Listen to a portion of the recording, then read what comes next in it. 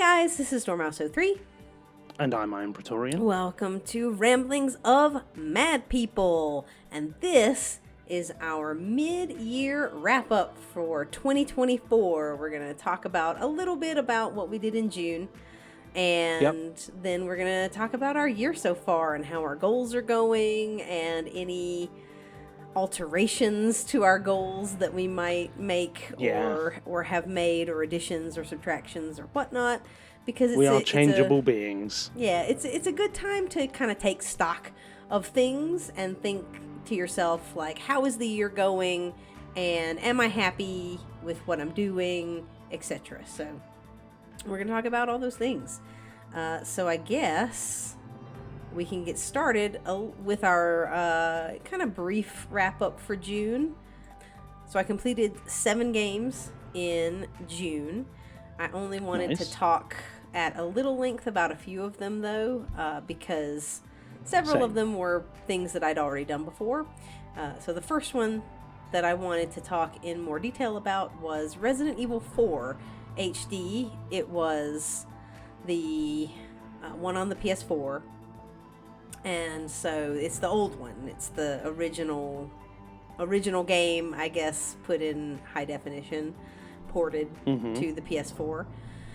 And so I wanted to play that one before I played the remake, and I had a really good time with it. I actually recorded my playthrough of it, and so I hopefully will be putting that up on the channel soon. That'd be awesome. But yeah, no, because it was just like, I don't know, it just felt like something that would be cool to record.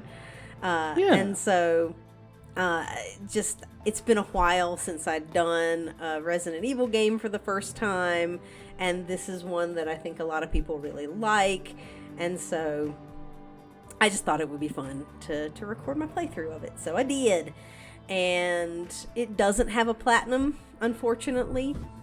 Sadness. But I still think it was cool going through it. It was good to play through. I kind of like to look at the original versions of games, or I mean, this is the HD upgrade of it, but it's original enough.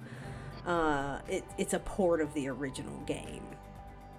And so not very much, I doubt, was changed. And so kind of getting that experience, right, I think it was cool. And I definitely could appreciate it for what it did for the series, kind of bringing the series from the fixed camera angles of the first 3 games and Code Veronica, and maybe some other ones, because they have a handful of other offshoots thrown in there that I haven't played, but kind of moving it from that to the over-the-shoulder third-person action that we have, kind of moving from 4, 5, 6 and forward. And so I can appreciate that. I enjoyed it. And, it's not my favorite Resident Evil game. I still think I really like the Resident Evil 2 remake the best out of all of the ones that I have played. But we'll see how the remake, what the remake does for 4, Yeah. I think I really liked the story of 2. And since I didn't play 4 when it came out, I don't have that nostalgia of, like, that moment where you kind of go from, it makes that jump from the old gen to the next gen, and it's like, oh my gosh, this is amazing, right? So I didn't have that experience of it, and so it doesn't get points for that from me, which is probably, I think, why a lot of people liked it, because the story itself is okay. Like, it's not the best story of the series, in my opinion. So it's not bad, but it's not the best. So anyway, that was the first one that I finished this past month, and the first one that I wanted to speak a little bit more about. The first one I want to talk about is Fallout 4 on the PS5, which was my 125th platinum, which I was really happy that they released the update for it around the time that I was like, what do I want as my 125th plat? Oh, Fallout 4. And it was free, which is great. Look at that. Yeah, it was... This time I, focused on getting the trophies rather than, doing everything. So it was kind of nice to, efficiently go through... Mm-hmm. I remembered where, the vast majority of the bobbleheads were and... Mm-hmm. Like not you do. You're crazy with your memory that way. Yeah, I don't know. It's just how it works for me. Yeah. But yeah, it's it was fun. It was fun to go back. It was fun to just kind of go through and not have to do all the side quests and things. I did the 100% as well, so I did all the DLCs. What I really like about Fallout 4 is the crafting of weapons and armor and having some customizability, whereas in the older versions like 3 and New Vegas, it was repair weapons and you needed like for like, and sometimes it was difficult to be able to maintain your equipment because I have power armor but I have no other power armor to repair this with, so once it's destroyed, well, that's gone. Whereas on this one it's oh, this piece of my power armor fell off, I can just go and repair it at the rig and then put it back on again. So that I feel was nice quality of life changes that they made. Yep. I really like the companions as well. Their stories I find more interesting than the main plot half the time. Yeah. Where it's you gain affinity with them and then you unlock quests for them, which for some of them, which is nice to kind of flesh them out. The story's decent. It's not great. I don't know. I never find with Bethesda games that the main plot is the best. Yeah. Yeah. I kind of find the factions tend to be more interesting, but this time they kind of bundled them all together, and yeah, it was okay, I guess I got to do 4 endings, fine, or the majority of 4 endings, but then reload to which one I wanted to do. So I ended the game with the Minutemen because that left me the most amount of factions left. Also, redoing the 100%, the DLCs are very hit and miss. I really like Far Harbor and Automatron. Yeah. And Nuka World is a good setting, I just don't like the story. And also it has that really irritating achievement where you have to get 100,000 tickets from the arcade. Yeah. And you have to go and do rating. Yeah, and it just really wasn't my character's MO when I'm leader of the Minutemen for the people. Right. And then it's oh yeah, I'm going to come and extort you now. Yeah.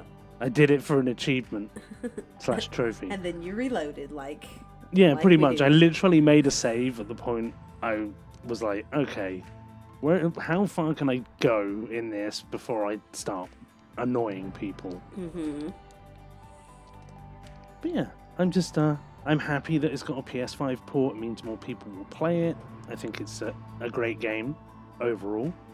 And I'm happy that I got it for my 125th. Platinum. Nice. Good job. Well, congratulations on your 125th. That's awesome. Thank you. I also hit a milestone with my next one. It was Another Crab's Treasure over on Xbox, and it was my 400th completed Xbox game. Woo! Woohoo! You're catching me up. Yeah, how many do you have at this point? I think it's 413. All right. Bear with me. Holy moly. I am catching up. Well, I literally haven't done any Xbox this year. I know, and I'm taking full advantage of it. Yeah, you'll never catch me on PlayStation, though. Yeah, no, not with the madness that you do. It says 414, but I haven't started the latest update for Minecraft, so it's okay. 413. Okay, I gotcha. So yeah, no, that was my 400th completed game. I played it on Games Pass. I thought it was really cute. It's absolutely crab It's very souls. You know?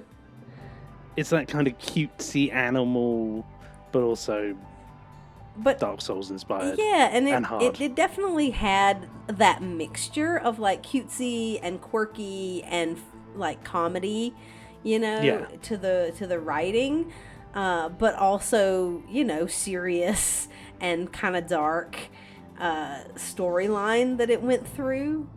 And Gotta love dark humor. yeah, and the combat was challenging, quite challenging, I would say.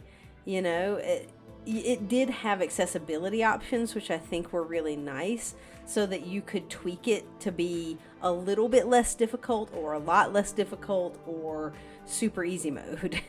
Yeah.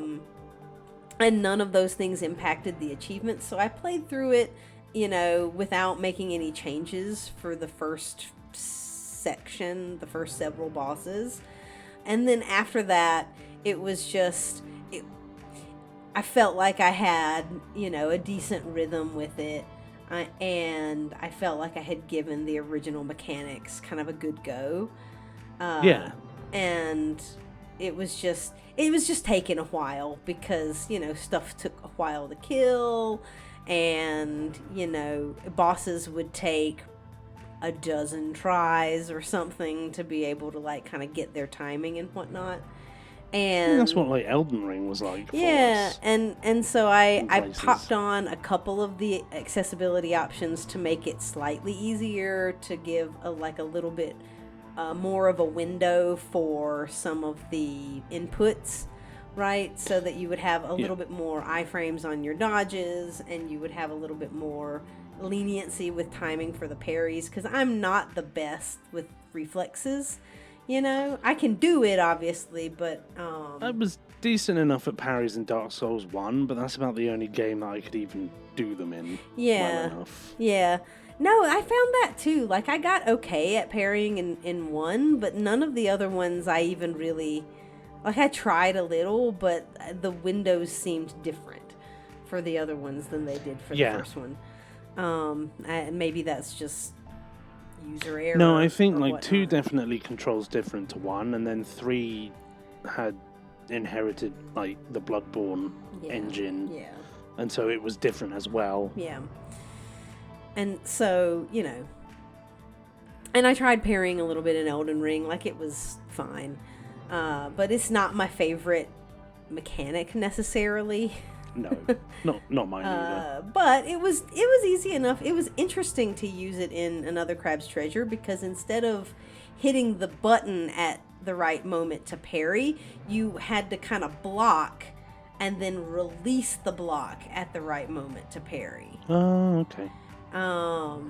And so yeah, it was kind of an interesting mechanic, and it worked kind of well, because if you mistimed it, a lot of the times you would just block and not parry. You know what I mean? But sometimes if the enemy was quick, they would then get another hit in before you got the block back on. So, you know, it was risk reward, but and I think it relied more on the parry system than something like Dark Souls does, because you used that to build up this like stagger bar or energy bar on your enemy. I think that's a Sekiro mechanic. It might be, yeah. Or even like Liza P, I think, uses like the parry mechanics in those 2 games are a lot more important. From what I've seen, I might be completely wrong. Yeah. Because I haven't played them. Yeah, and I haven't played either of those yet either, and so yeah, it built up a little bar, and so if you attacked, or some of the umami, which was the magic system in this, some of those abilities would add to the stagger bar, and parrying would add to the stagger bar, and so all those things combined together, if you built it up enough, even with bosses, it would knock them over, and then if you had a certain ability unlocked, you could then hit them for big damage. Kind of like with, Dark Souls 3, right? Like, if you stagger the enemy, you can do the, like, big damage move. Yeah, right? It's like Bloodborne's visceral attacks. Visceral right? attacks, yeah. Very, very similar to that. But it was nice because they have a bar that you can see. Yeah. And so you can see it build up, so you know kind of like how much stagger you're building up with all of your combined attacks and things. And the longer that you take in between attacking, parrying, or hitting with magic, the bar would go down. And so, it kind of rewarded doing a combination of those things. So in quick succession, rather than just sort of turtling and chipping away, which you definitely could still do and beat the bosses. It just, it would be slower, right? And you wouldn't take advantage of some of those other mechanics. So it was interesting. It had a skill tree. It had a bunch of different shells that you could get that had different, like, things that they could do. So some of them blocked a lot more damage. Some of them broke faster, but they would, like, do a shatter attack on the enemies when they broke them. Some of them had like the ability for you to eat them and get health back, so it would destroy your armor but you would get more health.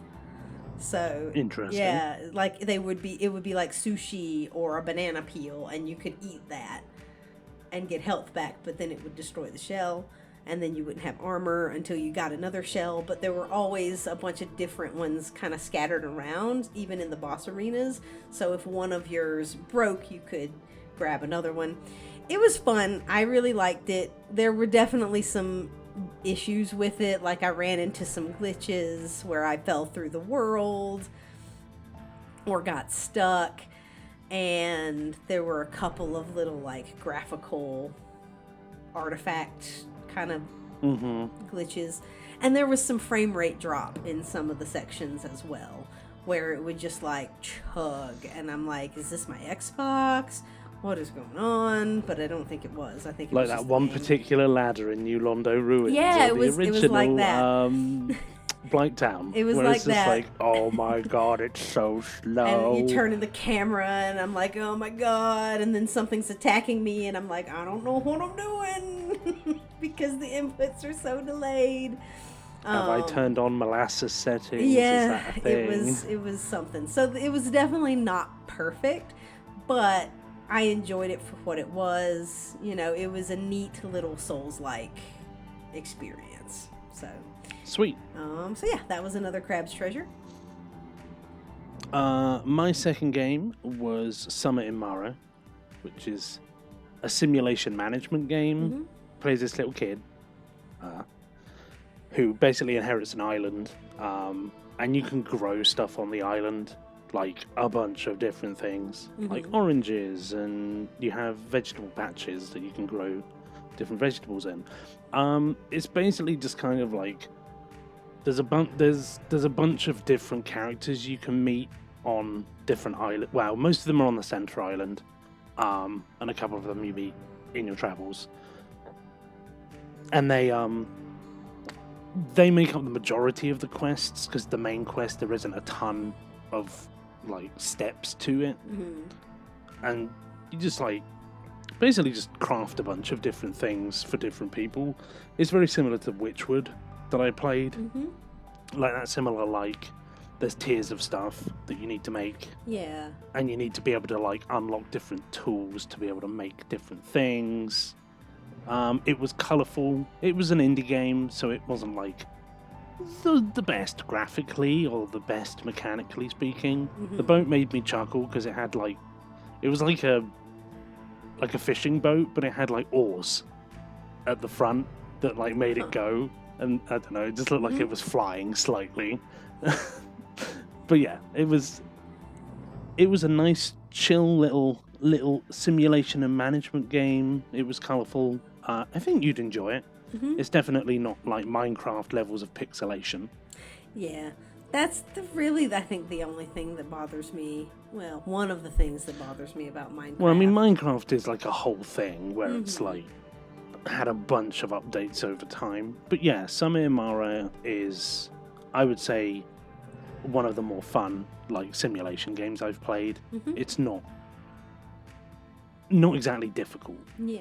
Whereas like some of the simulation management ones like Reyes or God,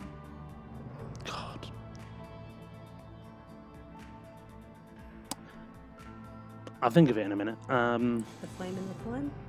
No, Avon Colony.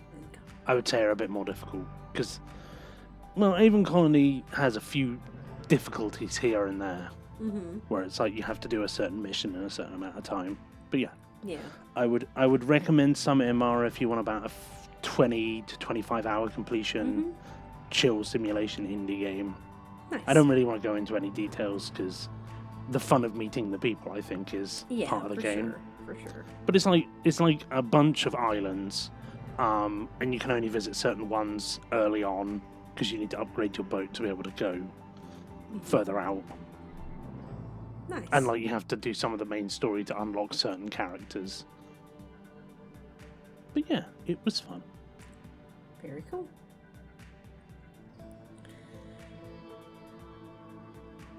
One thing that I did forget to mention about Another Crab's Treasure is that the like super easy mode is giving him a gun, and so you just have a handgun that's your shell, and you can just shoot everything, and it one-shots pretty much everything.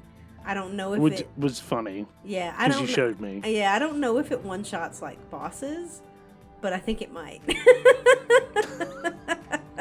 I know what I'll be using when I play. So I think that's pretty fun because my goal was to not turn that on until after I'd finished the game properly. That was to have your last achievement be kill something with the gun. With the gun, because I wanted to play it more.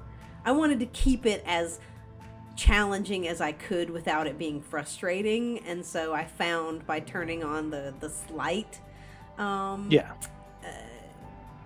accessibility options that helped it have a little bit of a better balance for me, so it was a little less frustrating but still challenging. But I think that it was fun. I did play it a little through the first level with the gun. Yeah, you showed me. And you turned the laptop round and were like, look at this. And you just bam, bam, bam. And I went back to some areas that I had been before where they had these like really big enemies that are kind of akin to like, the giants and stuff in Dark Souls, right? Where they're big enemies that take a lot to kill and you aren't necessarily meant to kill them. And it just one-shots them. It was hilarious. So I had forgotten about that, and I did want to mention that. But my next couple of games were ones that I had played before, so I didn't want to talk too much about them. The first one was We Happy Few, which I had played before on Xbox, and I played again now on PS4.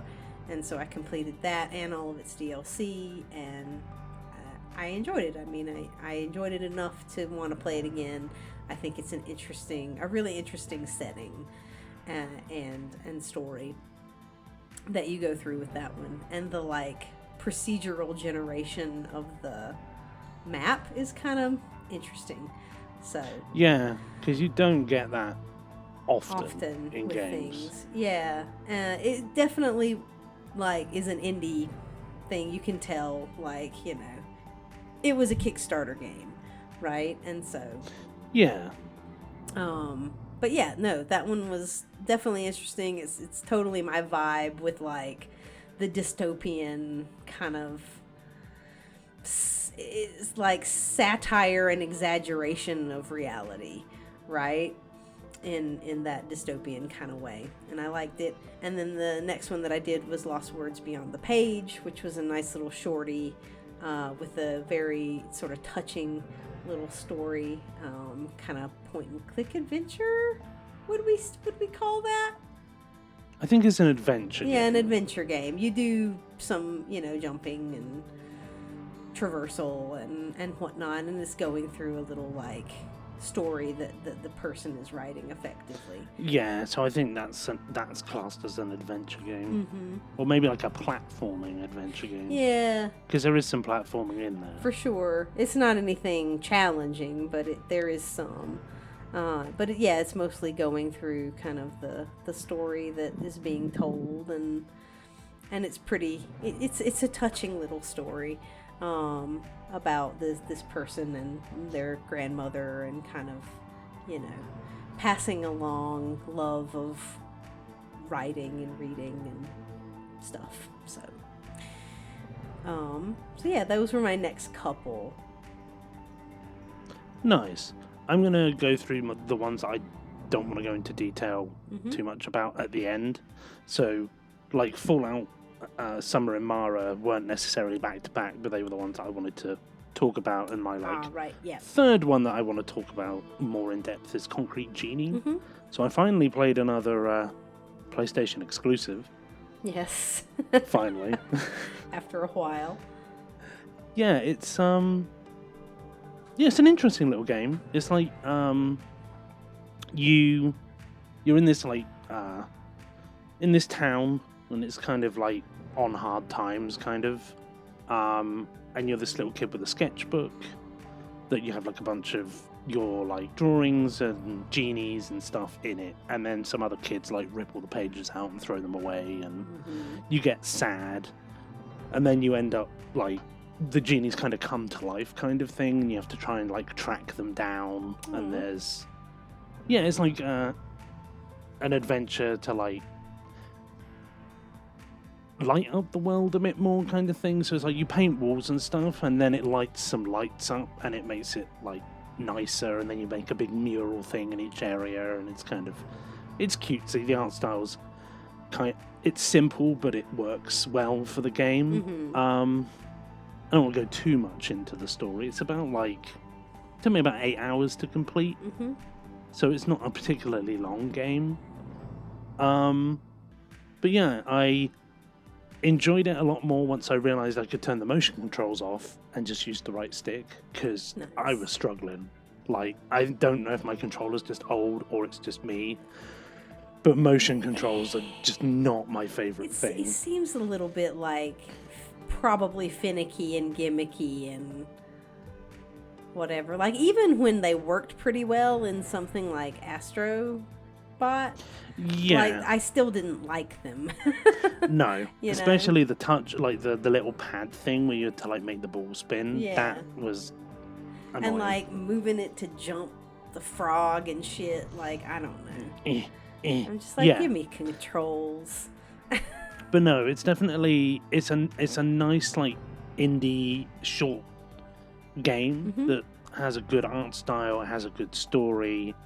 I enjoyed it. I will say I feel like it had too many collectibles. The vast majority of which you could get just kind of playing, but some of them were a bit hidden, like trying to get all the pages back. And there was a few. There was a potentially glitched one where it was like you have to, you have like a set of things that you can paint, and you acquire more pages and it gives you more options to paint, but certain ones don't unlock until later in the game. But it's like, if you come to a little like white outline of a genie doing something in particular, your genies will come in and like ask you to put particular things up, so like a tree and then a moon and stars and stuff. But occasionally that doesn't register, and so it'll be like that collectible didn't count and you'll have to redo an entire playthrough. That sucks. Yeah, so that's one to like bear in mind and double check that it's counting each time. Yep. Which I did. There's like 20 of them. It's annoying when there's a lot of collectibles and you also have to really keep track to make sure stuff is counting. Yep. That's frustrating. Yeah, that's why like I gave it 4 out of 5. It might have been a little bit higher had I not had to worry so much, but yeah. Cool. But overall, That it one's... also looked like it had a cool art style. It does, yeah. It's kind of almost like puppets, like not like claymation, but like that kind of stop motion kind of style. At least to me, it felt like that. Neat. Whereas like their mouths are just kind of like on rather than part of them, and they're like, like where it's like a cartoon, right? Where it's like the mouth has about 7 different like positions Right, that it yeah, can be, yeah, and yeah. like smile and sad and stuff. But yeah, I enjoyed it. Very cool. So the last one that I wanted to talk about in a little bit more detail was Ratchet and Clank Rift Apart, which is the first Ratchet and Clank game that I've ever played.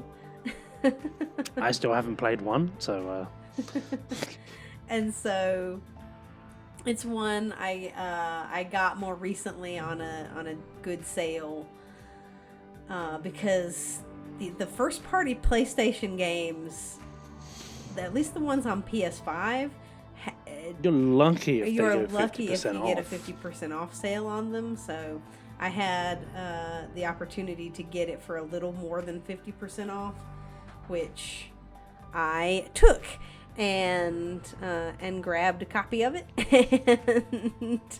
and was able to play it. And I thought that it was good. Like the graphics really looked sharp. They were popping. Yeah, they were. I mean, I think it's been compared to like Pixar animation, and I think that it really holds up to that. Like it's really good animation, very crisp graphics, very smooth graphics.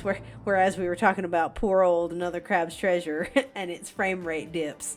Ratchet and Clank didn't have any of that.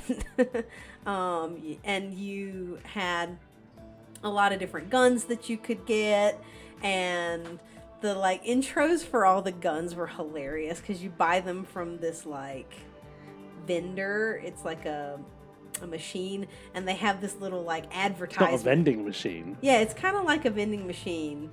It's a vendor machine. Yeah, kind of. Yeah, because she's a robot, and then they have this little advertisement for each one that's like, if you want to say goodbye to all your enemies, get this thing. It makes me think of the vending machines in Borderlands, where it's like, grab a Maliwal and set some people on fire. Except it gives a little like demonstration of what it does. So it shows Ratchet cool. using the weapon, right? And it's like, you can use this to hit them and then hit them again. I think my favorite one was the rocket launcher. It fires a rocket, and then if you fire again, it fires another rocket. And then if you fire again, it fires a third rocket. What's better than rockets? More rockets. More rockets. And it amused me. So it had a good mix of like humor, but then it also had some touching moments. The story was really good. It kind of balanced this because they kind of split it between 2 main characters. Because what happened was the villain steals a thing that then breaks the fabric between the different dimensions. There's these rifts, right? That's why it's called Rift Apart, right? Rifts between dimensions, and it's like Ratchet and Clank, and then they have their counterparts in the other dimension. But then they get separated, and so Clank is with Rivet, the Ratchet of that dimension, and then Ratchet is with the... Is Rivet female? Cloak. Yeah, Rivet is female, and so is the robot. Oh gosh. Clunk? No. Shit. Planketta? It's gonna bother me. What's her name? Kit.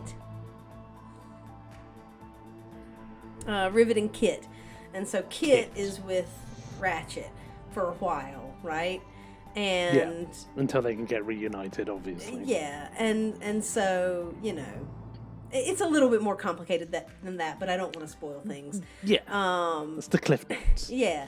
And so, you know, it splits your missions between Ratchet and Rivet and going to different planets and trying to, you know, get the materials and allies and things that you need to try to fix this rift between the dimensions and take down the bad guys. So, pretty simple, straightforward story, very well executed, very well animated, really good variety of environments on the different planets and different enemy types. Planet? It does have a desert planet. Excellent. And it has, I think, a couple, like one that's more duny and one that's more like hard packed, scrubby, looks like, you know, Texas. One that's like kind of the Sahara Desert, and the other one that's more like Badlands, kind like, of. You know, Texas or Nevada or wherever, right? Utah. And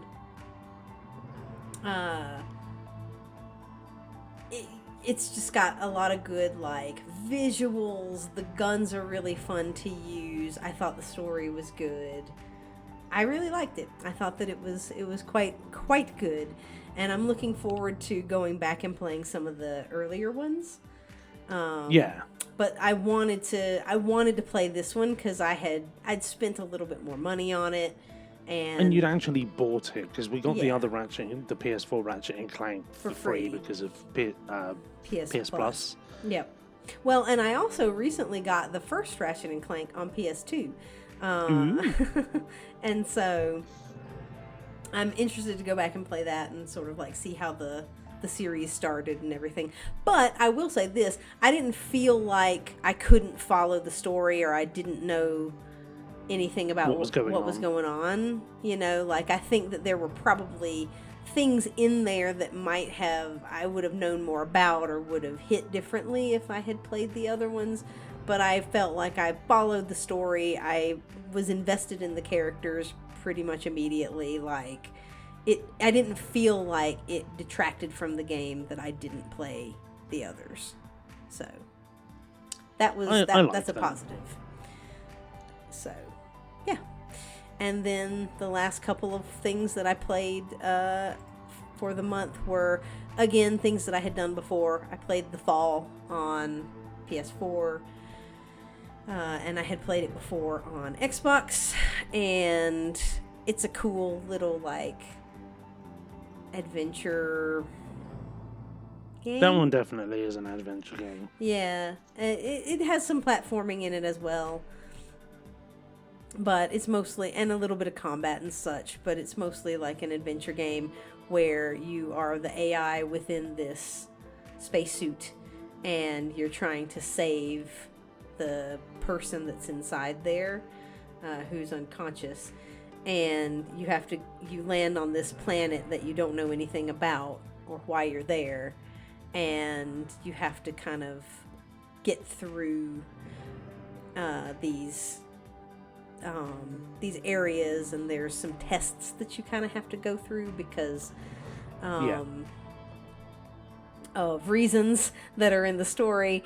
But, you know, it's basically like the puzzles that you have to solve. It's a puzzle adventure game is what I would call it. It's effectively like you have to do tests and stuff to activate parts of the suit. Yeah. And in a stuff. Convoluted, like, abstract kind Yes. of way. Yeah, well, it's kind of like you have to get around the programming because the AI is not supposed to be able to control the suit. The human is the one that's supposed to be able to control the systems on the suit. But if the human is in danger, then and a part of the suit would save them, then it will give the AI that control of that part. Yeah. And so you have to kind of do these convoluted things to be able to turn on the things that you need to continue forward, to try to get to a medical station to save this person. So it's an interesting game. It didn't have a platinum, but I still wanted to play it because I enjoyed it. And I think it came bundled with the Fall Part 2, which I Yeah, am going to play bought at some point soon. I bought the bundle as well, so I got both. So I played that, and then I played Far Cry 3 Blood Dragon Classic over on Xbox. That was a game on my backlog that I had forgotten that I had on my backlog, and so I went ahead and added it back, and now have crossed it off. It's a nice, short, fun, 80s inspired madness It's adventure so of chaos. It's fun. I love it's it. colorful. It's funny. It's got the nice like Far Cry 3 mechanics, and it's just it's pretty hilarious. The tutorial is so good. Yeah. Crouch to get lower. Move the stick to move. I hate you. And he like gives commentary on the different things. Yeah, like And when you like pick up collectibles, he'll say, the main character, he'll say something like, "Whoever thought this was a fun idea, I'm gonna collect your head and put it on my wall." Which is really funny. yeah. Considering how much collectibles deter from things sometimes, right? Like, They're one of those things that definitely puts people off games. Where it's like, oh, there's 700 collectibles. I'm good. yeah, or like people don't want to do that part of it, right? So it can be something that either is a barrier to getting a platinum or 100% or whatever, because people don't want to go through and get all of those things. Or it can be a deterrent if you do want to complete a game and you see that it's got all these collectibles and you're like, I don't know that I want to invest that much time when I know that a good however many hours of this is just going to be looking for collectibles that are not going to be rewarding, really. So, you know, given the history with collectibles, I thought that line was funny. I'm going to collect your head. So, anyway, those are the last of my games for the month of June.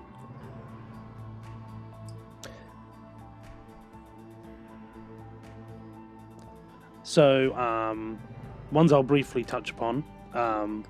Speaking of Rex Power Cult, we did Far Cry New Dawn. We did. In June. Fun co-op. Did I not put that down on my list? I didn't. Nope. June 7th is when I have the platinum. Oh, man. So yeah, we redid Far Cry New Dawn. We've done it before. I will definitely say it's one of the better co-op Far Cries because it isn't too long. Because Far Cry you have to do the majority of things in both worlds, and so it does tend to get a little bit tedious when it's like 5 and 6, where there's just a lot to do. But yeah, it was fun to go back and replay that one. Yeah, no, I agree. Like, the story wasn't the best, but it was fun for the length and the mechanics and whatever, and it made us laugh. And it's always fun to play together. When we're in the middle of a siege and we've killed everyone, and they're like, "Oh my god, it was so bad," and it's like, we killed everyone. You're all fine. And somehow the base is on fire and there's dead people, and it's just like, no, I think you'll find we did fine. Thanks. Yeah. But yeah, I bought the Rex Power Cult outfit for my character. Nice. With the money that we got from the currency that you can buy, like with real money, you can get a certain amount of it in some of the treasure locations. So that's why I bought with my money. I was like, I'm going to buy this because I don't want to have to do a bunch of outposts to actually unlock the outfit completely. So, and the online was fine. The like expedition stuff, we had fun with again. Indeed. I did Raji and Ancient Epic. I don't remember who it was, but someone in the comment section of one of the videos we did earlier in the year told me that there was a platinum on the PS5 version. And this year I'm not doing duplicate games in the same year. So, like, I've done The Witcher 3, so I won't be doing the PS5 version of The Witcher 3 because they both have platinums. But because Raji, the PS4 version, didn't have a platinum, but the PS5 version did, I did the PS5 version. Nice. I did Wolfenstein: The New Order again. My god, that game has not aged well. You can definitely tell it's like a PS3 360 era graphics. Like, I looked at certain things and went, yeah, you can tell this is like a transitional game from the 360 to the One era. Yeah. Is when we played it. Yeah. But yeah, it has a bunch of collectibles in it. I used a guide the like entire way through because, yeah, I don't know. To me, I'm getting to the point where I'm like, I feel like I need to use a guide on everything for collectibles. Mm-hmm. Because it's just everything has collectibles these days. Something like Fallout 4 where it's like, here's 20 bobbleheads, or pick up 20 magazines and there's like 100 of them. That's fine. Because it's like 20 things. Right. And 20 things that you can find in a lot of different locations, I'm fine with that. But when it's like, find all the Enigma codes and find all the gold items. I will say, I'm glad that the glitch for Uber still exists, where you can just play the last level on Uber and not have to play the whole game. Save yourself Not some, that it's particularly save yourself long. some time. Yeah, I mean, I would do it if I needed to. Yeah, some people were commenting on my plan going, "Oh, are you gonna do New Colossus?" And I'm like, "No, I don't like permadeath modes. They're not my thing." Yeah. Even though you could cheese it if you wanted to, which I might do if I ever had the inclination, but I'm not really that worried. Like, Old Blood kind of just put me off, and we have Young Blood to play, but it's like we're playing that for the co-op because that's what made it fun, even though it is a little long-winded in places. Yeah, yeah. A little grindy. I bought Life is Strange and Life is Strange Before the Storm Remastered on a sale and wanted to play them again, so I did. They're decent point-and-click adventures. I like the original Life is Strange more than Before the Storm, but True Colors is still my favourite by an amount.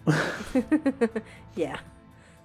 A margin. And I also played Banquet again, which I did at the end of last year, which was a lot. I had a better experience with it this time because I knew what I was doing, and I turned the sensitivity down, and that made it so much better. Nice. I turned it down to like 2 instead of 4 or 5, or it might have been 2 instead of 3, but it made the game a lot less jerky.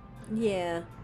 Yeah. I find that a lot with controls, that sometimes the default settings are just very jerky, or they're very quick, and I prefer a more like slow, smooth tracking of my reticule. Because I find I overcompensate, and then I've turned too far. Yep. Because I'm used to the slower controls in a lot of the games we play. Yeah. Or like moderate, I guess. Yeah. But yeah, I got another one I've just seen here after looking at my list. Astro's Playroom had one DLC trophy because they're doing the like build up to the new game. So I got that one. Nice. And I guess I'll get the others as and when they come out. Right, yeah. Because I don't know when they're releasing. I haven't done the first one yet. I mean, it's simple enough. Yeah. So, I mean, I might just do it when they have them all out. Or Yeah, I think I might wait and do the rest of them when they're all available. Especially because I'm closing in on my like 6,000 trophies, and I don't want to mess myself up. But I got 368 trophies in June. It's a lot. It is. I've been doing some work. Yeah, you've been pushing it. Pushing. So, if that's the end of your games list, yeah, we're on to our mid-year wrap-up. which is I was sitting here like adjusting some of my numbers because I had not put Far Cry New Dawn in, and so my numbers counts were wrong. Oh, you were distracted, and I was like, Yeah, Aaron's not yeah. interested in what I'm talking No, about. I was just like, oh, good, he's talking about stuff. I can waffle. I can adjust my numbers and make sure. Quick! It But happens yeah. like that sometimes. Like, I saw Astro's Playroom and went, oh yeah, I got a trophy in that, I forgot. Yeah. So Yeah, because when you didn't say New Dawn, I was like, oh. Yeah, no, I had just completely forgotten to put that on my list when we completed it. And because usually when I finish something, I'll put it on the list of like completed games for the month and like put the day when it's completed. And let me see if it was actually the 7th for me or if it was the 6th, because our dates are sometimes Yeah, because our dates are wrong half the time. Yeah, 6th. Yeah. So I'll adjust that for mine. But yeah, I'm feeling good about the first half of the year, about my progress on my goals. So I guess I'll just jump into it. So my goals were to finish my Xbox backlog, which was 5 games, but it was actually 6 games because I forgot about Far Cry 3 Blood Dragon. So out of the 6 games that were on my backlog, I've only done 2. So I'm a little bit behind on that one. 3 would have put me at halfway, so I'm slightly behind on my 6 Xbox backlog games. But I am ahead on my PlayStation games, and I'm even more ahead than I thought it was because it was an extra platinum there. So I want to hit 100 platinums this year, which would have been an increase of 31 plats, and I am at 17 out of 31 right now. So I'm a couple games ahead on that one, or at least a solid 1 game ahead at this point, which is great.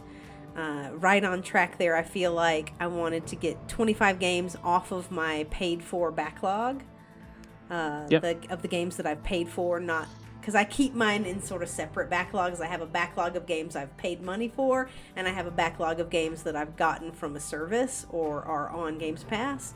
And so I treat those separately, and I try to prioritize the ones that I've paid for, right? So I've done 18 out of the 25 that I had, as a goal for this year, which I feel like is real good. Feeling great about that. I also wanted to play at least 10 Games Pass games, and with Another Crab's Treasure, that was my 10th. So that goal is complete. We're halfway through the year, and I've already completed that one, so that feels awesome. I'm definitely going to play a few more Games Pass games this year, but the whole idea of that goal is just to make sure that I get my money's worth out of that service, because it would feel kind of crappy to like pay money for a service that you're then not using enough to justify the money that you're spending on it, right? So that's why I set that goal. I've also tried each month. I didn't set this as a goal, but I kind of had it in the back of my head as a goal, which was I wanted to try to play at least 1 per month. Nice. Because, again, it's like if I don't play any of them that month, then that's a month that I've paid for that I haven't used it, right? So it's not the biggest deal in the world if I don't do 1 every month, as long as I do enough over the year to justify it in my mind. But I would like to do at least 1 every month, and I've done that so far this year, which is sweet. My DLC, I'm a little behind on. I've only finished 1 out of the 3, and the other 2 are longer because it's Horizon Forbidden West and Watch Dogs. Sure. So I have a little ways to go on the DLC that I wanted to finish up this year, but I have finished 2 out of 3 games that I wanted to clean up and 100%. Explosion Man and Dance Central, which both of those I was really proud of. Yeah. And Explosion then, Man, we played real early in our friendship. yeah, we did. Like the first year. Yeah, that was one of the games that we played in co-op because you didn't have it on your tag, so you played it on your alternate account. Mm-hmm. But you helped me out with the co-op. Yeah. On it because it was like you had the single player and there were a bunch of cakes. There was a cake in each level that you needed to collect. Kirk. But then there was also, you needed to play through, to get all the achievements, you needed to play through the co-op version of each level and get all the co-op cakes as well. Yeah. And to get all of the cakes in the game. get all of the cakes in the game because we need all of the Kirk. Cake is important. Cake is important. So, yeah, you helped me out with that a long time ago. And then for a long time, I had just kind of written the game off as like, I probably won't ever do the hardcore mode. I always had a feeling you would go back and do it. I didn't know when, but I was like, it'll get to a point. Yep.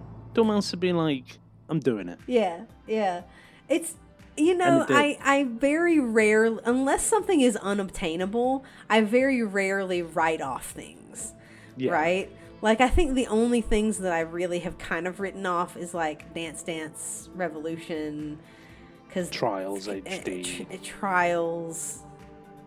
Even that one, I feel like there's a small possibility that I would go back and try to do it, right? But like some of the Guitar Heroes, like it's just too hard, right? Like I just don't think that I would ever have enough time that I would want to devote to getting good at Guitar Hero. Well, I mean, that's what you need to do. You got to practice. No, it just made me think of that stupid right? saying, "Oh, you go get good." Yeah, I know, but I mean it in the actual sense of like, you'd have to practice and improve at the game. I was good enough to play through on expert, which I think was pretty darn good. But I, wasn't good enough to do some of the crazy like really, really hard ones to the level that you need to do in order to get all of the achievements, right? And so, because it's like doing through the fire and flames and like hitting enough of the combos to be able to get the star power for several times, it's just too hard, right? For me, it's just too hard. Like I have a lot of respect for people who can do that, but it's just difficult for me. And so those I've pretty much written off, but most of the other games, it's like, will I go back and do Max Payne 3? I'll probably will at some point try to go back and get that last achievement on it. It's just, a matter of when. And so, yeah, this was the year for Explosion Man. And so... Yep. Kirk. Yeah. And I thought it was a nice milestone that I hit 400 completing games on Xbox. Like, that's a lot. Yeah. It's a lot of gaming. A lot. Over the years. So. Yeah, I'm on 414. Mm-hmm. Well, 13. Damn you, Minecraft. And your incessant content updates. Yeah. Yep. So yeah, how are your goals shaping up? I'm feeling good about mine. Okay, Xbox goals, they've just been written off. I have a grand total of 8 achievements so far this year. Mm-hmm. Which is like the lowest amount I've ever done. Yeah. I mean... You've been laser focused on that PlayStation, and that's okay. Well, it's just the incentive just isn't there. Like, I ran my backlog right down. Mm-hmm. I have like... Let's have a look, see.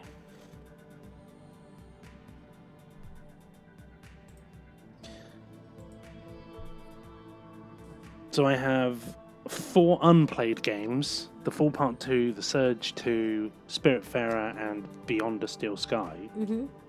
I might add the gunk to it. It is on sale. But like 65% off. Mm-hmm. And then I have 3 started games. So Elex, which I think is like 4 years ago that I last got an achievement in that one. Yep. Cyberpunk DLC, which I can't do because I haven't got a Series X, and the latest Minecraft update. Mm-hmm. Speaking of Series X, it's on hold. I just can't afford one at the moment. Yeah. I also don't need one because I'm just not playing Xbox. Yep. And there aren't enough games on it for me to want to get one. It's like I'm not going to buy a Series X just for Starfield. Yeah. Like, I need like the new Fable and the new Elder Scrolls and yeah, maybe a couple of other things that you're interested Yeah. in doing. Yeah, for sure. I mean, Elder Scrolls is far more of an incentive than Starfield for me, and so's Fable because Yeah. you know Yeah. they're ones that we played back in the day that we really enjoy. Mm-hmm. PlayStation goals. So I wanted to get Red Dead Redemption 2 as a milestone, platinum, which I did. I hit 5,000 Woohoo! trophies back in May. It's a big one. Yeah. I am also working towards 150 platinums. I have 33 for the year so far, Nice. which is a lie because I may or may not have more. But as of June, As of the end of June. I got 33 platinums this year. So I also got Fallout 4 as my 125th platinum. One of my other goals was to hit 6,000 trophies, and I finished June with 5,713. So I'm close to close. getting that one as well. I also wanted to play some exclusives. I mean, I've done Demon's Souls, The Order 1886, Concrete Genie. Hey, I mean, those count. I mean, they count. Like Those I've done are 3. absolutely exclusives. I've done 3. Yeah, so the 150 platinums. Yeah, it might be like an all-consuming need to just kind of get that done at this point because it's just affecting my my gaming and my mental state of Gotta get there, gotta get there, gotta get there, gotta get there. yes, yeah. Mm-hmm. And so I'm playing mostly like common and uncommon games that aren't too long, with a few longer ones thrown in for milestones. To get it done. Most of the games that I'm doing quickly, I've either played before or I have the PS5 version because I'm doing the PS4 versions first. So that if I'm going through things quite quickly and I miss out on a few, bits here and there, because I'm just like laser focused on the trophies, I can go back and replay. Yeah. I mean, I could also just go back and replay when I've done the game and not get the trophies, but you know what we're like. For sure. The trophies are an incentive, and it's nice to get them, so... Yeah. So I have my route to 6,000 trophies planned out. I also... Ludi XP is doing her 2 plats in 1 minute on her 200th Locking It Down with Lucy episode, and so I need 2 games for that. So I have Medieval, and we're going to do It Takes Two. So those 2 are part of my journey to 6,000. Yep.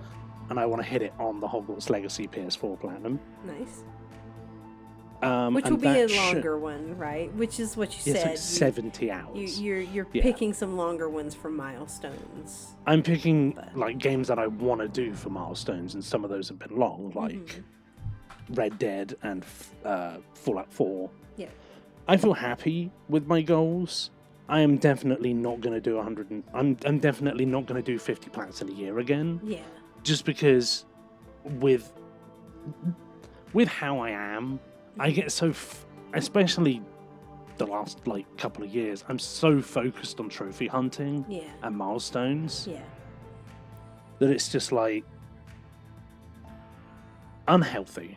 Yeah. The rate at which I have been getting them, that I want more long-term goals. Yeah. So that's kind of my next section is new goals.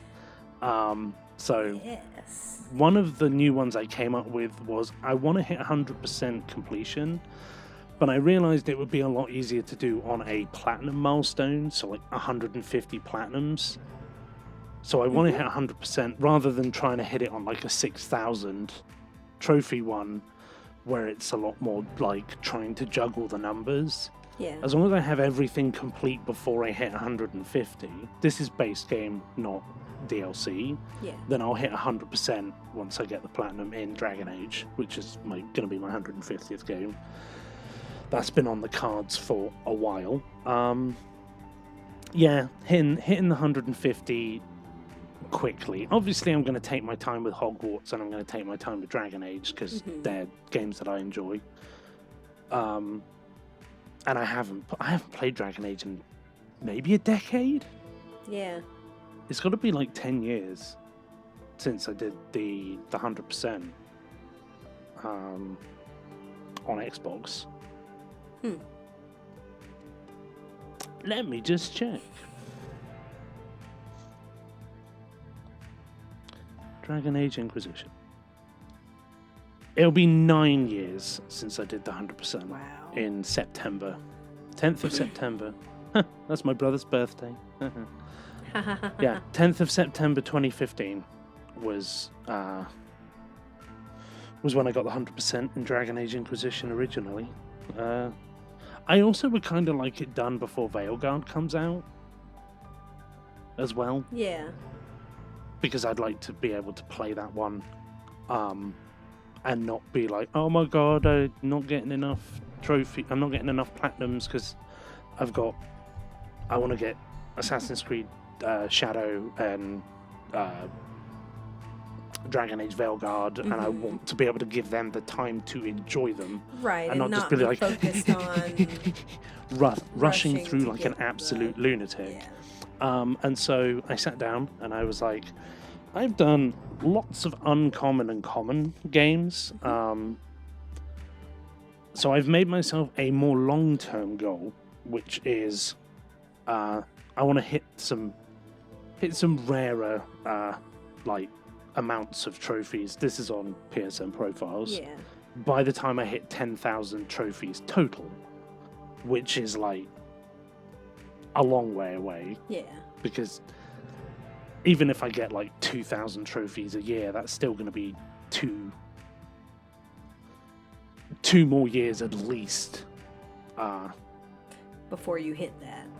Before I hit that. And so like I want to get some like 10 ultra rare platinums, like 100 ultra rare trophies, and up my amounts. Like I've put like 200 ultra rares.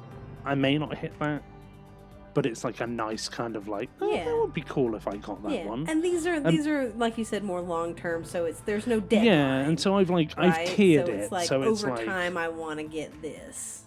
Yeah, and so it's like get 10 ultra rares and then get 15 ultra rare platinums, get 100 ultra rare trophies, 200 ultra rare trophies, like 300 very rare, 400 very rare, 1,000 rare, 1,500 rare, 1,000 more uncommon than common trophies, because that is very feasible for us because we go for 100% completions. Yep. And so if I'm not playing just uncommon games, that'll get pushed up more. 30 very rare plats, 50 rare plats, 100 uncommon plats. That's just more like kind of interesting to me when I'll hit those just by playing stuff. Yeah, for but sure. I just want to get this like incessant push out of my system.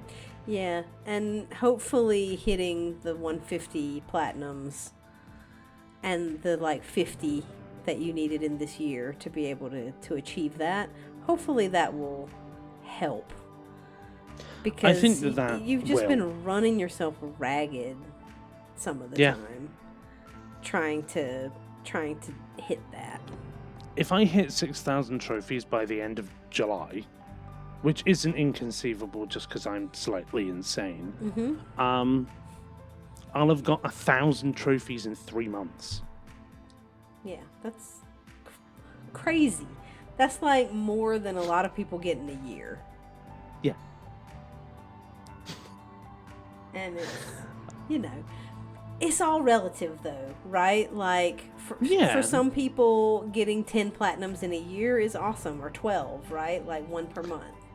Yeah, and that's what certain like friends of mine are like, oh, I like to get like a platinum a month, and so I have at least 12 by the end of the year, and that's great.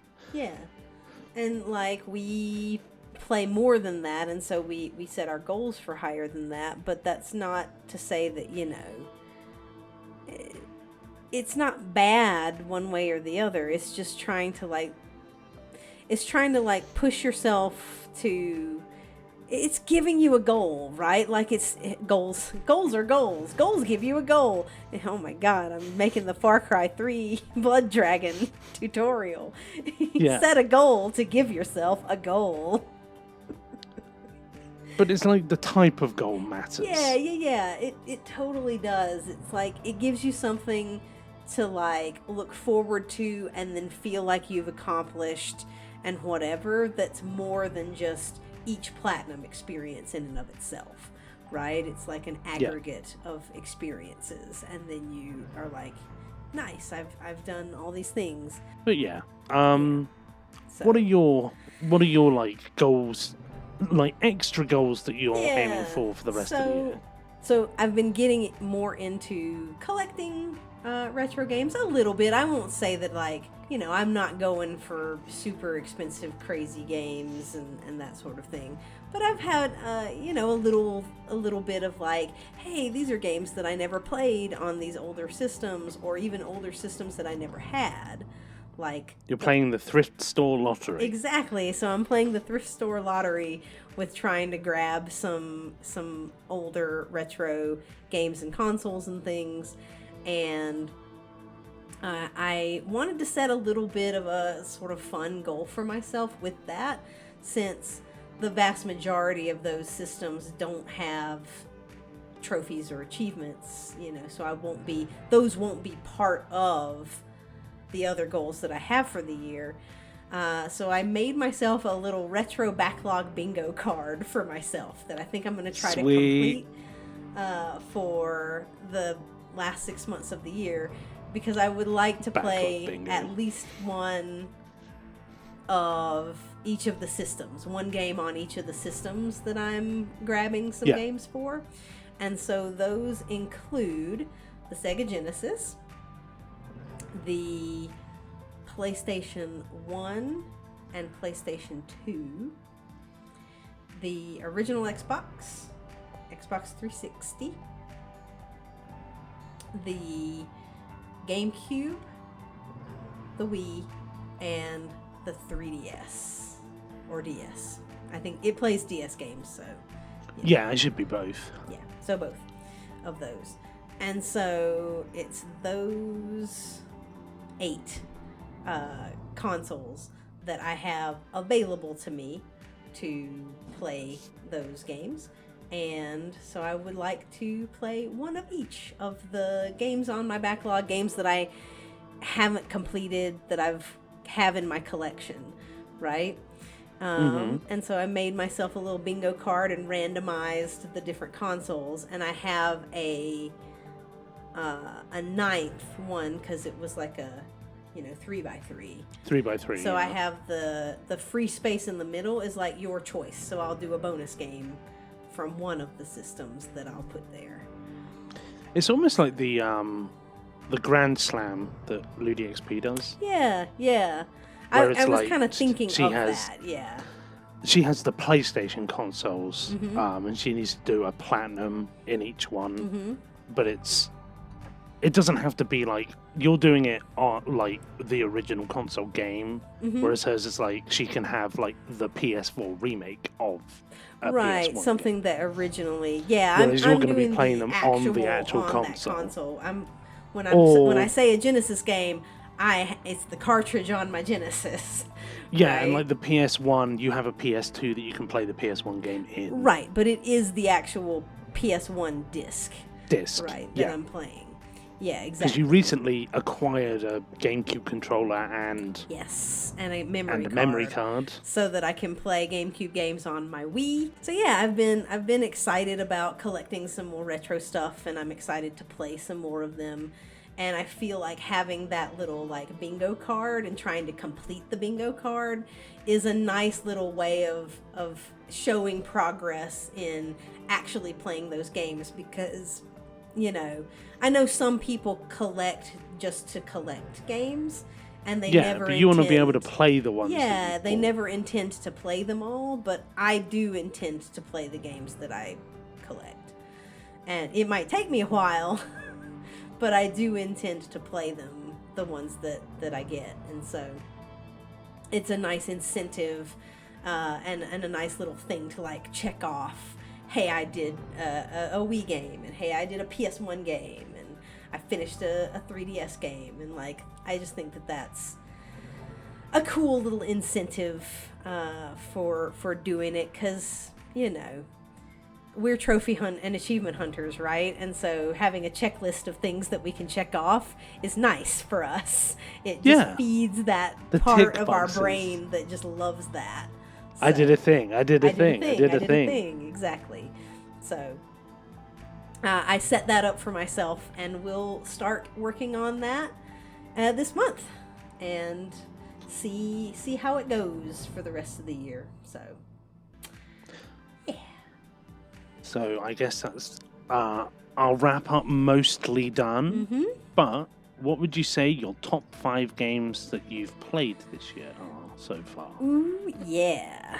So, I have a couple of honorable mentions first. I would say honorable mentions go to Splosion Man, just purely for the experience of completing it after so many years of thinking that I wasn't going to, and powering through that hardcore mode, which was quite challenging for me. And being able to do it, like, that was awesome. And so the game itself isn't like my favorite game, one of my favorite games of all time or anything. It's a good game, it's a fun game, I do like it, but it's not like a favorite of mine. But that experience of doing it was really cool. Other honorable mentions, I think Resident Evil 4 was good. I had a good time with it. It's just a series that I like, and like survival horror is my jam. And so like getting into it and doing a couple of the playthroughs, you know, and doing it on professional, and like feeling like I've learned the levels, because that's one of the things that I really like about survival horror games, is like learning the maps and learning the levels and learning where the items are, and like what enemies are going to come out now, and like just kind of mastering that aspect of the game, right? So it hit that itch for me. I enjoyed that. And then Elden Ring is an honorable mention as well, just because I don't know, it was good, but I prefer the more linear Souls games. Agreed. To the massive like open world. Like I think it did it well for what it was trying to do, but it just wasn't for me as much as some of the others. And then I would say my top 5 for the year are Demon Souls. Whee. I think that one was really fun. It isn't my favorite Souls game. I still really like Dark Souls 1, but it was good, and it was neat to see kind of like the original archetypes for some of the bosses and enemies and things that they carried into later games. So I thought that was really cool. I thought that the like light versus dark system was the tendency, yeah, it was interesting, and I enjoyed obviously playing with you, and so it was great. And then number 4 for me would probably be Ratchet and Clank Rift Apart. I thought that one was a really, really fun, really felt like next-gen game in terms of graphics and smoothness of gameplay and just production quality was there with that one. It also had Jennifer Hale doing Rivet's voice, and I love her. She's Commander Shepard, so... Yep, she's FemShep. You know? Gotta love it. You can't go wrong. So I just really enjoyed the experience of that one. It was a fun time. I do love it in video games when you like hear a voice and you're like, I know that voice. Who's that person? And you're like, oh yeah, it's that person. I was doing Beyond the Still Sky, and one of the voices in that is Cleaver the Dwarf from The Witcher 3, and I was like, I know that voice. And it's just like, it takes you a second to click, and then you're like, oh yeah, that means that, that's going to be a good voiced character. Yeah. Because you know the voice actors got a good range, especially with like Jennifer Hale. Yeah, like because it's like Rivet doesn't sound anything like Commander Shepard, No, because I think that there's different like the really good voice actors, like you hear it and there's something about the voice that you can tell, like I know this person. Yes. But it's not like immediate, like, oh, I recognize Morgan Freeman's voice. Right? Yeah. Whereas there are some, a lot of times when they get like actors, right, to voice characters, they aren't doing a voice. They are just doing their voice, And so I think there's a difference there, and both have their place and can be good. But I think that like voice actors have that like special something, right? That they add. They have that range that other people don't always have. Yeah. It's like Mark Meir, right, who does Male Shepherd. He also does the Vulture voice. Right, yeah. And they're so different. Yeah. It's I love one of Tally's crazy. line when she says, when you say that, you sound like a vulture, as a little like Easter egg to the fact that he did the Vulture voice as well. Right. So, but yeah, that's cool that you were like, Jennifer Hale, like, this is going to be Jennifer good. Jennifer Hale, that's awesome. So, yeah, Ratchet and Clank Rift Apart was probably be my, like, number 4. Number 3 is Little Kitty Big City, because I just loved it, and it's a cat, and it's my thing, and I want to smoosh him, and it was just so much fun, and I was so excited about it, and it didn't disappoint me, and it was great. And you played it on your birthday. And I played it on my birthday. With your kitty. With my kitty cat, and my kitty cat, like the cat on the screen meowed, and then Brutus meowed, and then the cat on the screen meowed. It was great. It was wonderful. It was catception. It was a wonderful experience. And my number 2 would be Sea of Stars. It was good. I liked the art style. It was cool to do sort of a more old school turn-based RPG. Yeah. And because it's the style of like modern, the old, right? Like Final Fantasy and Chrono Trigger type. Yeah, it's like that formula, but it also feels modern, and so it was nice. I liked it. I have it now for PS5 that I will play again at some point. But you bought the disc, right? Yeah, I got a copy. I traded in some stuff to GameStop actually and got it for pretty cheap. So got a brand new copy for pretty cheap. So I really liked that one. And then my favorite one, I was waffling between Sea of Stars, but I think I'll go with Days Gone as my favorite game that I've played so far this year. I really liked it. St. John. Yeah, I really liked it more than I was expecting to. I was thinking it would be kind of like, good but okay, right? Like on the okay end of good. But I really liked it. I really liked the story. I liked the setting. The mechanics were fun. The challenge mode I actually enjoyed doing. Weirdly. They were it's like hard, when we but did I the liked Prey them. DLC. It was like it was a challenge mode thing, but it was really good. Yeah. So I know that that's probably not everybody's experience, but I liked going through them, and I found a really good guide of someone who knows them super well on YouTube. I think his name is Borislav some numbers. I just remembered something about Concrete Genie that I wanted to say that I forgot. Mm-hmm. It's sad that it won't get a sequel. Yeah. Yeah, I mean, and I hope that Days Gone will get a sequel. Like That's what made me think. I'm like, Yeah. I wonder if Days Gone will. And then I went, oh yeah, Concrete Genie won't, because they literally announced that the studio doesn't exist. Right. anymore, I I mean, think. that doesn't necessarily mean that a sequel won't happen, because if PlayStation still owns the rights to the property, they could give it to a different studio. Fair, but PlayStation didn't say anything to contradict that, so Yeah.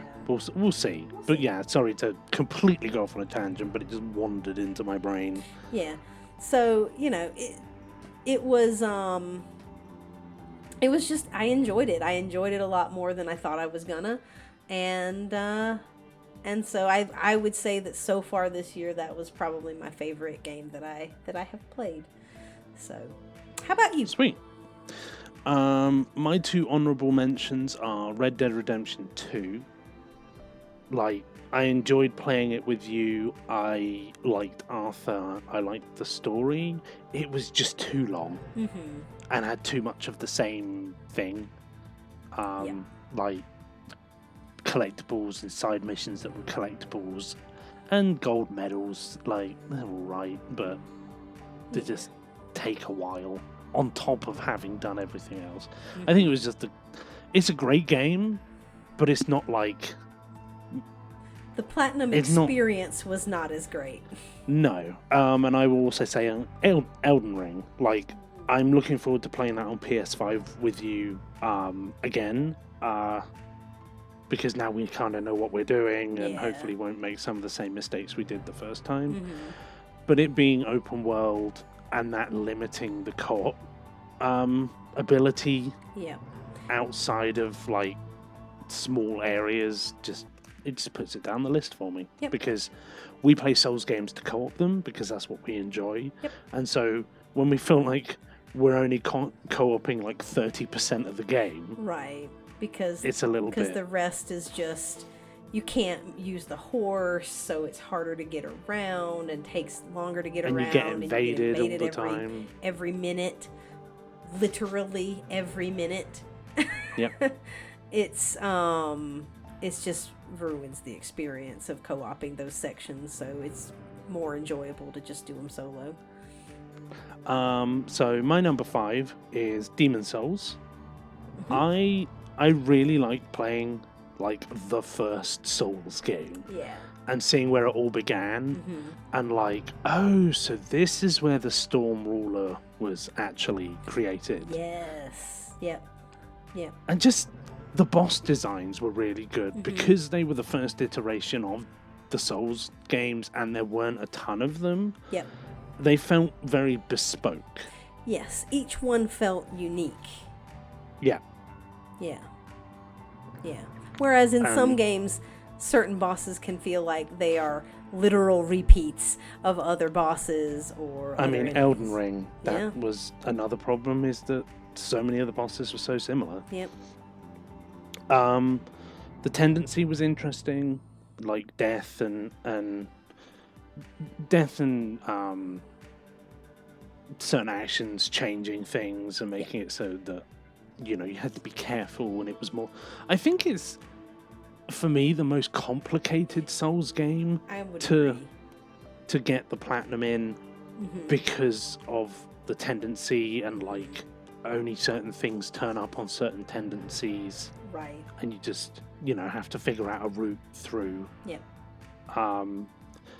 My number 4 is A Plague Tale Requiem. I really like the Plague Tale series, Yeah. which is surprising because I don't usually like those kind of horror, Dark horror Type. but I like the setting, medieval France. Like, I like my history, and so that was cool, especially during the time of like knights and yeah, it's just, it played well. The story was good. I wonder if there'll be a third one, Yeah. because it does leave room for there to be, with events that happened. Like, it's not like concluded or anything. Right. It's not like a definitive. This is over. Yeah. Yeah. So I hope that there's another one. Mm-hmm. My third one is Fallout 4. Mm-hmm. It was fun to play again. I really enjoy the Fallout series. 4, I think, has for me the best perk and crafting system.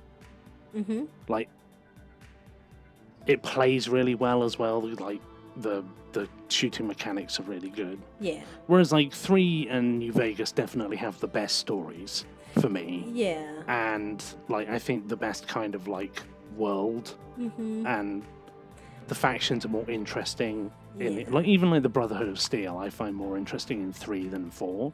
Mm-hmm. Yeah, I agree. My number 2 is Assassin's Creed Origins, which I'd forgot I'd played. Because it was back in February. Yep. And I was like, oh yeah. Yeah. AC Origins, I really like that as like a reboot. Mm-hmm. Not a reboot, but like a reboot of the control scheme, and like moving it away from Unity where it struggled, and got rid of the online like multiplayer stuff. Mm-hmm.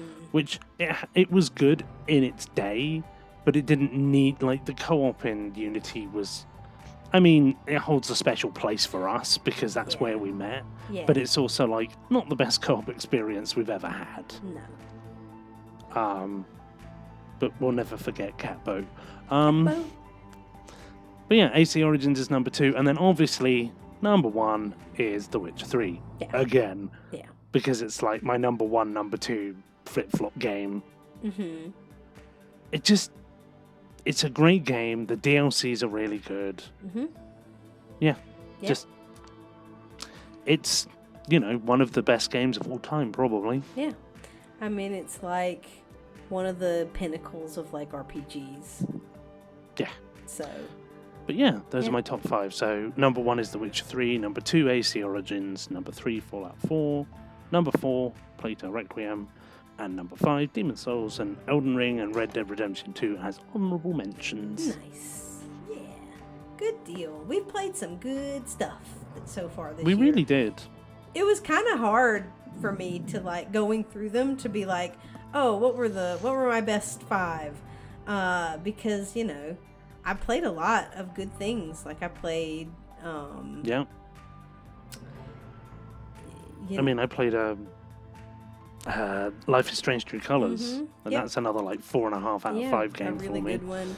I played Spider-Man Miles Morales. I played Death Stranding. Stray was also really good. Oh yeah. I played. I really actually enjoyed Another Crab's Treasure. We Happy View is good. I thought Dust and Elysian Tale was really good. I played a lot of really good things. And so, narrowing it down. Yeah, and it's like I had like The Order 1886 was good. Wolf Among Us, which is one of my favorite Telltale games, is good. Yep. Call of the Sea, I like. Yeah, it's just like, I mean, most of the stuff we play, we enjoy. Yeah, exactly. It's very rare that it's like a 3 or less. Yeah. Sleeping Dogs. Yeah, nice. Cat Quest 2 was good. Plague Tale Innocence. I enjoyed. I played Tinykin again, which is great. I liked Figment. I did 3 trophies in Dragon Age Inquisition. I mean, that one will be on my list when I actually finish it, but still. Yeah, we're just going through and naming every single game we played. But I think the point here is that we know ourselves very well at this point. I would hope so. And it's really rare. Like, we pick games that we are pretty sure we're going to enjoy. It's not, we don't just like go, oh, here's a random cheap game that's short. Let's play that. Right? It's because we've done that and it's not gone well. And it's, like that Spectra game I played. What even is this? But yeah, it's we know ourselves well. We pick games that we are pretty sure we're gonna like, and we recommend each other games that we know that the other at least would look at and go, yeah, or nah. Yeah, I think we're pretty good at knowing, what's going to make the other happy, like what we're gonna enjoy, and conversely, like what things we're not gonna like or are gonna frustrate us, or which things are squick, right? Yes. Anyway, point being is that so that means, since we are good at knowing ourselves and knowing what we like we're really happy with the things that we play.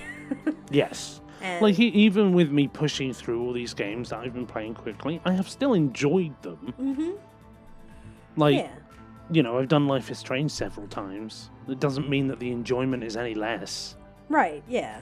than when I played it before. It's Right. just like I know what I'm doing, but I still enjoy like talking to the people and finding the collectibles and Yeah. And having a refresh of the story, I think, for me is sometimes good and about especially replaying. with the new one releasing this year, I'm like, okay, I remember Life is Strange well and Before Yeah. the Storm well. Yeah. And so I think we've had a good first part of the year. I'll be happy to get my 150 plats done and then have a rethink about what makes me happy going forward.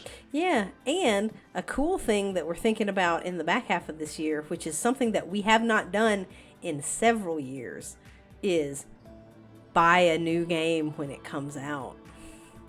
Yes. Because it's been a was while. Was it Borderlands 3 or was it Valhalla? Valhalla, I think. 2020? Was the last one God, that you bought right when it came out. And it's going to be 4 years since I bought a day one. Yeah, and I think that Life is Strange True Colors is the last game that I bought day one. Yeah, because I didn't buy that day one. 2021. So, yeah. Yeah. It'll be about 3 years. I have played some games day one, but they released on Games Pass. So, but actively going out of our way to purchase a game day one, we haven't done in a long time. So that's pretty exciting that there are things that we are excited enough about to actually want to play them when they release. So that's pretty cool. Yeah, 10th of November 2020 was the last time I bought a day one.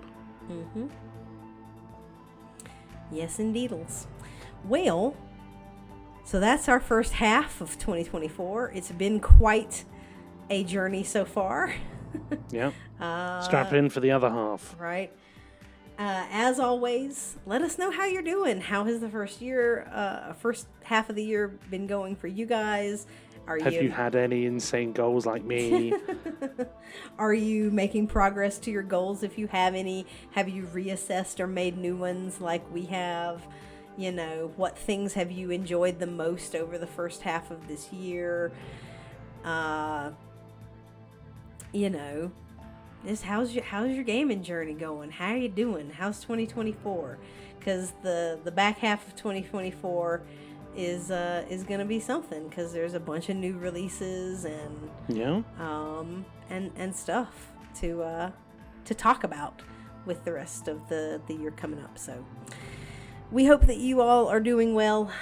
Continue to take care of yourselves. Yeah, don't do a Rob. Don't destroy yourself to try to achieve a number. Try not to get into a pattern like that. It's hard. We can all fall into traps. Oh, like definitely. That. Like I've done it. You've done it. It's you just need to thing. Understand your limitations. And sometimes they change over time, because my limitations have definitely increased, like with my eye problems and stuff. Like I'm more actively thinking about like how much time am I actually gaming, and should I take more breaks and do other things. And it's good to reassess. I mean, it is. I've been achievement hunting properly for like nearly 14 years.